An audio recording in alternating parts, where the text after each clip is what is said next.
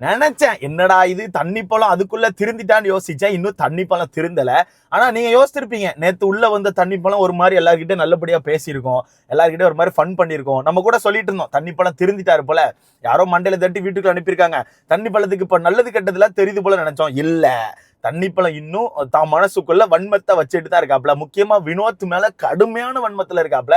அவரு நடிச்சிருக்காப்ல. நேத்து வந்ததுல இருந்தே வினோத் சார்ன்னு சொல்லிட்டு நடிச்சிருக்காப்ல. இன்னைக்கு வன்மத்தை கக்கிட்டாப்ல. இன்னைக்கு கேப் கிடைச்சிச்சு, வன்மத்தை கக்கிட்டாப்ல. ஆனா எப்படி மாத்தி பேசுறாரு பாத்தீங்களா? நேத்து ஒரு பேச்சு, இன்னைக்கு ஒரு பேச்சு போட்டுட்டு இருக்காப்ல. என்னென்ன விஷயம், என்ன மாதிரி வன்மத்தை கக்கிருக்காப்ல. அது மட்டும் இல்லாம இப்ப மக்கள் ரிட்டன் தண்ணி பழத்துக்கு மேல ஒரு வெறுப்பை கொடுத்துட்டு இருக்காங்க. என்னன்னா, காலையில இருந்து லைவ் பார்த்தவங்களுக்கு தெரியும், ஒரு மாதிரி பிஹேவ் பண்றாரு ப்ரோ. வியானா கிட்டயும் நம்ம திவ்யா கிட்டயும் போயிட்டு ஏதோ சும்மா ரீல்ஸ் பண்றேன், அது பண்றேன், சும்மா அந்த பட சீனை பண்றேன்னு சொல்லிட்டு ஏதோ ஒன்று பண்றாப்ல. ஆனா அது கொஞ்சம் ஓவர் டூ போன மாதிரி எனக்கு தோணுது. மக்களுக்கும் நிறைய பேருக்கு இப்ப தோண ஆரம்பிச்சிருக்கு. ஒரு மாதிரி கையை பிடிச்சி இழுக்கிறது, கையை பிடிச்சி தடவுறது, ஒரு மாதிரி நிறைய பண்ணிட்டு இருக்காரு ப்ரோ. ஆக்சுவலா இந்த மாதிரி காரணத்தினாலதான் அவரை வெளியே அனுப்பியிருந்தாங்க. அவர் வீட்டுக்குள்ள இருக்கக்கூடாது, அவர் சரியில்லை, பெண்களுக்கு பாதுகாப்பு இல்லை, ரொம்ப ஓவர் டூ பண்றாருன்னு சொல்லிட்டு தான் எல்லாரும் ரொம்ப ஓவரா போறாரு, லிமிட் தாண்டி போறாருன்னு சொல்லிட்டு தான் வெளியே அனுப்பியிருந்தாங்க. அப்படி இருக்கும்போது ரிட்டன் எப்படி இவரை விட்டாங்கன்னே தெரியல. அதுவே நமக்கு ஒரு கேள்விக்குறி தான். உள்ள போனவர் திருந்திட்டாரான்னு கேட்டீங்கன்னா வாய்ப்புகளே கிடையாது. காலையில இருந்து பார்த்த மட்டும் தான் தெரியும். காலையில இருந்து லைவ் பார்த்தவங்களுக்கு மட்டும் தான் தெரியும். ரொம்பவே மோசமா பண்ணிட்டு இருக்காப்ல. என்னென்ன விஷயங்கிறது அதே மொத்தமா பார்த்துடலாம். அது மட்டும் இல்லாம இந்த பிக் பாஸ் வச்ச டாஸ்க்லயே எனக்கு ஒருத்தர் பேசுனதுதான் பிடிச்சிருந்து ப்ரோ. சத்தியமா சொல்றேன், பொய்க்கோழி பேசுனது பிடிச்சிருந்துச்சு. உண்மையா சொல்றேன், பொய்க்கோழி வந்து சாண்ட்ராக்கு ஒரு மாதிரி பொழிச்சு கொடுத்துட்டு ப்ரோ. பொழிச்சு தான். மத்த எல்லாருமே நான் வந்து இவங்களோட டிசர்வ் அப்படின்னா இவங்கள சொல்றேன், நான் இதுக்காண்டி டிசர்வ், நான் வந்து இப்படி பண்ணிருப்பேன்னு சொல்லிட்டு நார்மலா சொல்லிட்டு போயிட்டாங்க. ஆனா பொய்க்கோழி மட்டும்தான் சாண்ட்ரா பண்ண விஷயத்த புட்டு வச்சு 2 அடியை போட்டிருக்காங்க. எல்லா விஷயத்தையும் மொத்தமா பாத்திரலாமா? நீங்க யோசிப்பீங்க, என்னடா இவன் ரொம்ப டிஃப்ரெண்டா உட்காந்துருக்கான்னு சொல்லிட்டு. ஆக்சுவலா ஒரு ட்ரீட்மெண்ட்காண்டி நான் வெளியே வந்திருக்கேன். வேண்டாம், கை காமிக்க விரும்பல. ஸோ அதனால தான் நான் வெளியே வந்திருக்கேன், வேற ஒன்றும் இல்லை. மோஸ்ட்லி எபிசோட் லைவ் வந்துருவேன்னு நினைக்கிறேன். அப்படி வரலன்னா நாளைக்கு தான் வீடியோஸ் வரும். ஸோ கொஞ்சம் மன்னிச்சுக்கோங்க. சரி, ஓகே, வீடியோக்குள்ள போயிடலாமா? ஸோ வீடியோக்குள்ள வரக்கு முன்னாடி மறக்காம இந்த வீடியோ லைக் பண்ணி சேனலை சப்ஸ்கிரைப் பண்ணிக்கோங்க. நீங்க போடுற ஒவ்வொரு லைக்கும் தான் நமக்கான வீடியோன்னு 10 பேர் சஜஸ்ட் பண்ணும். ஸோ முடிஞ்ச அளவுக்கு லைக்கை போட்டு சேனலை சப்ஸ்கிரைப் பண்ணிக்கோங்க. ஃபர்ஸ்ட், இப்போ இந்த பிக் பாஸ் ஒரு டாஸ்க் கொடுத்தாரு. இந்த வீட்டில் இருக்க இந்த நபரை விட நான் டிசர்வ், இந்த நபருக்கு பதிலாக நான் இந்த வீட்டில் இருந்திருக்கலாம், இந்த நபர் வந்து ஃபினாலேக்கு தகுதியான ஆள் கிடையாது, நான் அவங்களோட டிசர்வ்னா யாரை சொல்லுவீங்கன்னு சொல்லி கேட்டிருந்தாங்க. இதுல எல்லாருமே சும்மா சொல்லிட்டு போயிட்டாங்க ப்ரோ. எல்லாம் வருவாங்க, சாண்ட்ரா அரோரான்னு சொல்லிட்டு போயிட்டாங்க. இதுல தண்ணி பழம் மட்டும் வினோத் மேல வன்மத்தை கேட்கனாப்ல. இப்ப எப்படி வன்மத்தை கேட்கிறாப்ல? வினோத் வந்து தனியா எதுவுமே பண்ணல, வினோத் கிட்ட பெர்ஃபார்மன்ஸே இல்ல, வினோத் ஒரு டம்மி, வினோத் சும்மா தான் சுத்திட்டு இருந்தாரு, அவர் பண்ண எந்த ஒரு விஷயமும் பெருசா வெளியே வரல, இதே நான் பண்ண விஷயங்கள் அவ்வளவு வெளியே வந்திருக்கு, என்னோட இன்னசென்ஸை யூஸ் பண்ணிக்கிட்டாரு, என்னோட அந்த இன்னசென்ஸை யூஸ் பண்ணி தான் இவர் மேல வந்திருக்காரு. அது மட்டும் இல்லாம சேதனை வந்து எங்க 2 பேருக்கான காம்போ நல்லா இருக்குன்னு சொல்லி ஒரு வாரம் சொன்னாங்க. அந்த வாரத்துல இருந்து அந்த காம்போ யூஸ் பண்ண ஆரம்பிச்சிட்டாரு. என்னோட இன்னசென்ஸை யூஸ் பண்ணி அவர் வந்து மேல வர ஆரம்பிச்சிட்டாரு, என்ன ஃபுல்லா டவுன் பண்ணிட்டாருன்னு சொல்லிட்டு நம்ம தண்ணி பழம் சொல்றாப்ல. அப்போ எனக்கான கேள்வி என்னன்னா, நேத்து இந்த வீட்டுக்குள்ள வந்தோடனே இதே தண்ணி பழம் தானே வினோத் கிட்ட போயிட்டு நமக்கான காம்போ சூப்பரா இருக்கு, வெளியே மக்கள் ரசிச்சிருக்காங்க, நிறைய பேர் என்ன கூப்பிட்டு சொன்னாங்க உங்களுக்கான காம்போ நல்லா இருந்துச்சுன்னு சொல்லிட்டு சொன்னாங்கன்னு சொல்லிட்டு இந்த தண்ணி பழம் தானே சொல்லிச்சு. அப்படி இருக்கும்போது இந்த 2 பேர் காம்போ உண்மையாவே மக்கள் ரசிச்சிருக்காங்க, காம்போ நல்லா இருக்குன்னு மக்கள் ரசிச்சாங்கன்னா 2 பேரை ரசிச்சிருக்காங்கன்னு அர்த்தம். அப்படி இருக்கும்போது நேத்து அப்படி பேசிட்டு இன்னைக்கு வந்து இருந்துட்டு இல்ல காம்போ நல்லா இருக்குன்னு சொன்னாங்க, ஆனா அவர் என்ன யூஸ் பண்ணிக்கிட்டாரு, என்னோட இன்னசென்ஸை யூஸ் பண்ணிக்கிட்டாரு, நான் இந்த வீட்டுக்குள்ள நிறைய தனி திறமைகளை காமிச்சேன், ஆனா வினோத் அப்படிங்கிற நபர் வந்து தனி திறமைகளை காமிக்கல அப்படிங்கிறாப்ல. எனக்கான கேள்வி, அடுத்த கேள்வி, அவர் என்ன தனி திறமைகளை காமிக்கல? அவர் எல்லா டாஸ்க்கும் பெஸ்ட் கொடுத்துருக்காப்ல, வீட்டுக்குள்ள அப்பப்போ பாட்டு போடுறாப்ல, ஃபன் பண்றாப்ல, ஏதோ ஒன்று பண்ணிட்டு தான் இருக்காப்ல. அவர் தூங்கி நான் பார்த்ததே கிடையாது. இந்த வீட்டுக்குள்ள வந்ததுலேருந்து உடம்பு சரியில்லைன்னு சொல்லிட்டு ஒரு நாள் ஃபுல்லா படுத்து தூங்கி நான் பார்த்ததே கிடையாது. அது மட்டும் இல்லாமல் வீட்டு வேலை என்ன கொடுத்தாலுமே அந்த மனுஷன் முகம் சொல்லிக்காம பண்ணிட்டு இருக்காப்ல. அவருக்கான இதை கரெக்டாக பார்த்துருவாப்ல. ஸோ இந்த வகையில இப்படி பார்க்கும்போது வினோத் எனக்கு தெரிஞ்சு எல்லா வகையிலையுமே பெஸ்ட்டாக தான் பண்ணிட்டு இருக்காப்ல. இவர் புதுசாக வந்து இருந்துட்டு வினோத்தோட நான் தான் பெட்ரு, நான் தான் இந்த இடத்துல இருந்திருக்கணும்னு சொல்லி வன்மத்தை கேட்கிறாப்ல. நான் சொன்னேன் தெரியுமா, இவர் வெளியே வந்தே ஒரு 10,000 வீடியோ போட்டாப்ல. வினோத் என்ன பாடி ஷேவிங் பண்ணிட்டார், வினோத் அப்படி பண்ணிட்டார், வினோத் இப்படி பண்ணிட்டாருன்னு சொல்லிட்டு ஒரு 10,000 வீடியோ போட்டாப்ல. அப்பவே நமக்கு தெரியும் இது வன்மத்துல தான் இருந்துச்சுன்னு சொல்லிட்டு. ஆனா நேத்து வந்து நடிச்சிருக்காப்ல, இந்த கேப்புக்கு தான் வெயிட் பண்ணிட்டு இருந்திருக்காப்ல. இன்னைக்கு வன்மத்தை காக்கிட்டாப்ல. சிம்பிளா சொல்ல போனா தண்ணி பழம் கொஞ்சம் ஓவரா தான் போயிட்டு இருக்காரு. இந்த வினோத் மேட்டர் மட்டும் சொல்ல, வினோத் மேட்டர் வன்மம்.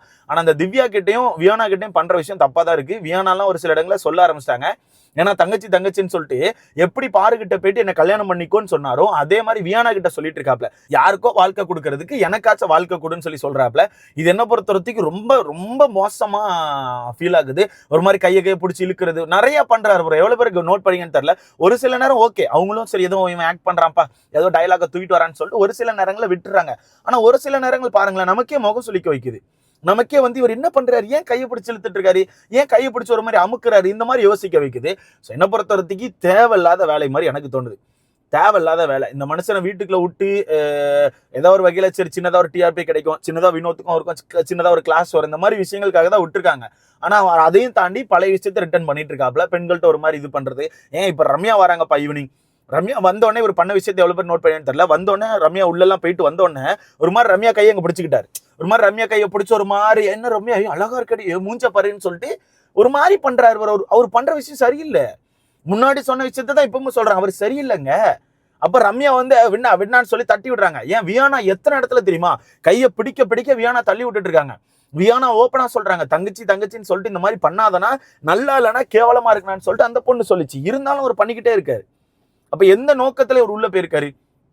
ஒண்ணு வினோத் மேல வன்மத்தை கேட்கணும், இன்னொன்னு இந்த மாதிரி விஷயங்களுக்கா. பார்க்க கன்றாவியா இருக்கு, பார்க்க கன்றாவியா இருக்கு. சத்தியமா சொல்றேன், ரொம்ப கன்றாவியா இருக்கு. இந்த விஷயத்துக்கு தான் போராடி வெளியே தூக்கணும். அந்த டைம்ல ஓட்டுகள் இருந்துமே ஏதோ ஒரு வகையில தூக்கிட்டாங்கன்னு சொல்லிட்டு நம்ம எதெல்லாமோ பண்ணி தான் வெளியே தூக்கிருந்து. கண்டிப்பா உங்களுக்கே தெரியும். அப்படி இருக்கும்போது திரும்பி வீட்டுக்குள்ள அனுப்பிட்டு அவர் அதே விஷயத்தை ரிட்டர்ன் வீட்டுக்குள்ள பண்ணிட்டு இருக்கும்போது பார்க்க ரொம்ப கன்றாவியா இருக்கு. இதை பத்தி உங்களுக்கான கருத்துன்னு சொல்லிட்டு மறக்காம கமெண்ட்ல போட்டுருங்க. எனக்கு பிடிக்கலப்பா, எனக்கு பர்சனலா பிடிக்கல. என்னதான் ஃபன் இருந்தாலும் சரி, என்னதான் கொஞ்சம் ஆக்டிவா ரொம்ப ஜாலியா சிரிச்சுக்கிட்டே சுத்தினாலும் இந்த மாதிரி ஒரு சில விஷயங்கள் மூஞ்சி சுளிக்க வைக்குது அப்படிங்கறத உண்மை. இதை பத்தி உங்களுக்கான கருத்தை மறக்காம கமெண்ட்ல போட்டுருங்க. அடுத்ததான் நம்ம பொய்க்கோழி செஞ்சிச்சு ப்ரோ. சத்தியமா சொல்றேன், பொய்க்கோழி செஞ்சிச்சு. பொய்க்கோழியை பொறுத்தவரைக்கும் நம்ம சாண்ட்ராக்கு ஒரே பொழிச்சுதான். சாண்ட்ரா இந்த டாப் 6க்கு டிசர்வ் கிடையாது. சாண்ட்ரா இந்த வீட்டுக்குள்ள எதுவுமே பண்ணல. ஃபர்ஸ்ட் இருந்த சாண்ட்ரா ஓகே, ஃபர்ஸ்ட் இருந்த சாண்ட்ரா ஏதோ ஒன்று பண்ணாங்க, அதே சாண்ட்ராவா இருந்திருந்தா மேபி இப்போ ஓகேன்னு சொல்லியிருப்பேன். ஆனா பிரஜன் போனதுக்கு அப்புறம் அந்த சாண்ட்ரா வீட்டுக்குள்ள நாடகத்தை மட்டும்தான் போட்டாங்க. எப்படி பிரஜன் போனதுக்கு அப்புறம் வீட்டுக்குள்ள இருந்த சாண்ட்ரா வெறும் நாடகத்தை மட்டும்தான் போட்டாங்க. முழு நேரம் உட்கார்ந்து அழுதுகிட்டு மட்டும் தான் இருந்தாங்க. அப்போ இதே மாதிரி நானும் அழுதுகிட்டே இருந்தா என்னைய டாப் 6 கொண்டு வந்துருவீங்களா? இது ஃபேரே கிடையாது.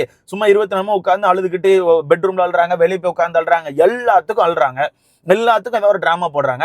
இந்த மாதிரி பண்ணி டாப் 6ல வந்திருக்காங்க. இது டிசர்வே கிடையாது. என்ன பொறுத்தவரை டிசர்வே கிடையாது. இது ஏதோ மக்களை ஏமாத்தி வந்த மாதிரி வந்திருக்காங்கன்னு சொல்லிட்டு ஓப்பனா பொழிச்சு கொடுத்துட்டு பொழிச்சுதான் சாண்ட்ரா மூஞ்சி செத்து போச்சு. ஆக்சுவலா சாண்ட்ராக்கு நிறைய பேர் இந்த ரீசன் சொன்னாங்க ப்ரோ. நிறைய பேர் சொன்னாங்க உனக்கான கேம் ஃபர்ஸ்ட் நல்லா இருந்துச்சு, ஆனா அதுக்கப்புறம் நீ ஒரு கேமை கையில் எடுத்து அந்த கேம் சுத்தமா சரியில்லை, பார்க்க நல்லாவே இல்லை, உனக்கான கேம் நல்லா இல்லைன்னு சொல்லிட்டு ஓப்பனா சொல்லிட்டாங்க. பட் சாண்ட்ரா அந்த விஷயத்தை எப்படி எடுத்துப்பாங்கன்னு தெரியல. எனக்கு தெரிஞ்சு பெருசா எடுத்துக்க மாட்டாங்க ப்ரோ. அவங்க முடிவு பண்ணிட்டாங்க பணப்பெட்டி தான். எனக்கு தெரிஞ்சு நாளைக்கு பணப்பட்டி எடுத்துட்டு இந்த வீட்டோட வெளியே போக போறாங்க. அவ்வளவுதான் நடக்க போகுது, வேற ஒன்றும் நடக்க போறது இல்லை. ஆனா அவங்க நினைச்சது வந்த ரம்யா நமக்கு பயங்கரமான சப்போர்ட் கொடுப்பான்னு சொல்லிட்டு. ஆனா ரம்யா பொறுத்த வரைக்கும் வந்தோடனே அவாய்ட் பண்ணதான் ட்ரை பண்ணாங்க. ஆனா உடனே அழுதுச்சு. யாரு நம்ம சாண்ட்ரா வந்து ரம்யாவை பார்த்தோன்னே அழுதாச்சு. அந்த ஒரு டிராமாவால ரம்யா என்ன பண்ணன்னு தெரியாம சரி அழாதன்னு சொல்லிட்டு ஒரு மாதிரி திரும்ப க்ளோஸா இருக்காங்க. எனக்கு தெரிஞ்சு செட் ஆகாது ப்ரோ, எனக்கு செட் ஆகுது. ரம்யா விலகி போயிருவாங்க. ரம்யா விலகி போக ஆரம்பிச்சிட்டாங்க. அது ஓப்பனா தெரியுது. இருந்தாலும் சாண்ட்ராக்கு யாராச்சும் துணை தேவை, ஏதாச்சும் உட்காந்து பேசுறதுக்கு ஆள் வேணும், ஏதாச்சும் இன்ஃபர்மேஷன் வாங்கலாம், பிரச்சனை பத்தி கேட்கலாம்னு சொல்லிட்டு ஒவ்வொருத்தட்டியா போறாங்க. பட் பெருசா யாரும் கண்டுக்கிறது இல்லை. ஸோ பார்ப்போம் என்ன நடக்குன்னு சொல்லிட்டு. ஸோ எனக்கு வந்து நம்ம பொய்க்கோழிக்கான பேச்சு மட்டும் தான் பிடிச்சிருந்துச்சு. மற்ற எல்லாருமே ரொம்ப கேஷுவலா சொல்லிட்டு போயிட்டாங்க, இவங்களுக்கு பதிலாக நான் இருந்திருக்கணும்னு சொல்லிட்டு. அண்ட் நம்ம தண்ணி போல வன்மத்தை கக்கனப்பல, அது தாண்டி வேற எதுவும் இல்லை. அண்ட் இப்போ வீட்டுக்குள்ள ஒரு டாஸ்க் கொடுத்துருப்பாங்கன்னு நினைக்கிறேன்.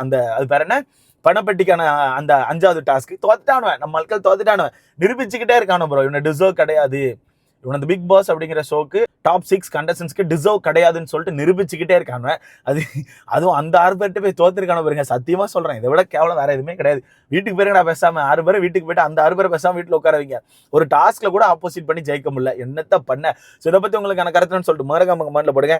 மன்னிச்சுக்கோங்க, எனக்கு இதான் இந்த டைம் தான் கேப் கிடைச்சிச்சு, அதனால தான் நான் ட்ரீட்மெண்ட்க்கு வந்திருக்கேன். ஸோ நான் மோஸ்ட்லி நான் நைட்டு வீட்டுக்கு போயிடுவேன். இப்படி போயிட்டேன்னா நான் வந்து நைட் லைவ் வரேன், இல்லாட்டினா காலைல தான் வருவேன். ஸோ மன்னிச்சுக்கோங்க.